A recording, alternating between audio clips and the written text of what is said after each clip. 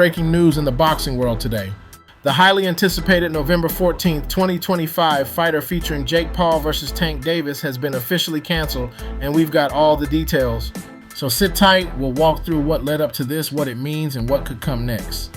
Originally, Paul, the YouTuber turned boxer, and Davis, the undefeated lightweight world champion, were set to square off in an exhibition bout streamed globally via Netflix. The date, November 14th, 2025. The location, Miami, after relocation from Atlanta. So why was the fight canceled? Here's the breakdown.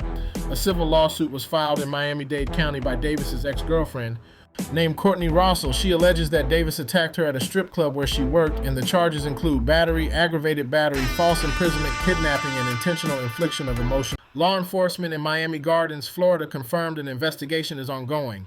Shortly after the allegations surfaced, Paul's promotional company, Most Valuable Promotions, MVP, and Netflix issued a joint statement. They would not proceed with the event. Paul publicly criticized Davis, calling him an actual walking human piece of garbage and decrying the alleged behavior. Refunds for ticket buyers were announced. The event was officially off. 2. This cancellation shakes up more than just two fighters. Here's why. The fight had huge attention because of the size and stylistic mismatch. Paul fights at a much heavier weight, and Davis is a world champion at 135 slums. The mismatch raised questions already. For Paul, this was going to be a high-profile Netflix event, a major platform push. Canceling it disrupts those business plans. For Davis, the allegations add on to a history of legal troubles. This can affect his reputation, marketability, future fights. For fans, undercard fighters, sponsors, venue, TV streamers, all impacted by the sudden pull of the card. So now that this fight is off, where do we go from here? Let's talk next steps. The MVP says Paul will still headline a fight on Netflix later in 2025. They'll announce opponent, date, location when finalized. Potential opponents for Paul that have been mentioned: Francis Ngannou, Ryan Garcia, Terrence Crawford, Nate Diaz. Davis, meanwhile, faces the legal process from the lawsuit and investigation.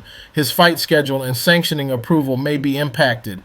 The boxing community may see more scrutiny over matchmaking, fighter backgrounds, platform deals.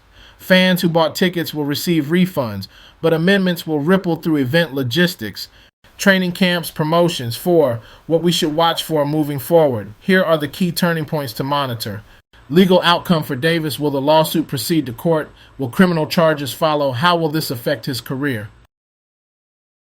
Paul's next opponent date. Who steps in? When? Will the size-skill disparity become a point again? Platform, venue changes. Will Netflix keep doing these big crossover cards?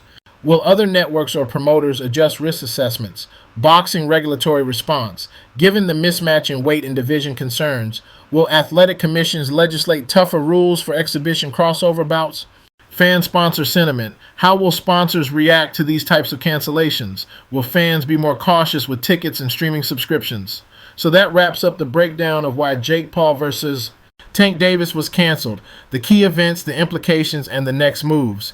If you enjoyed this update, smash that like button, subscribe for more fight news and analysis, and hit the bell so you don't miss the follow-up when Paul's next opponent is announced.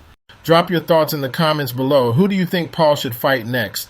And what do you make of the allegations against Davis? I'll see you in the next video.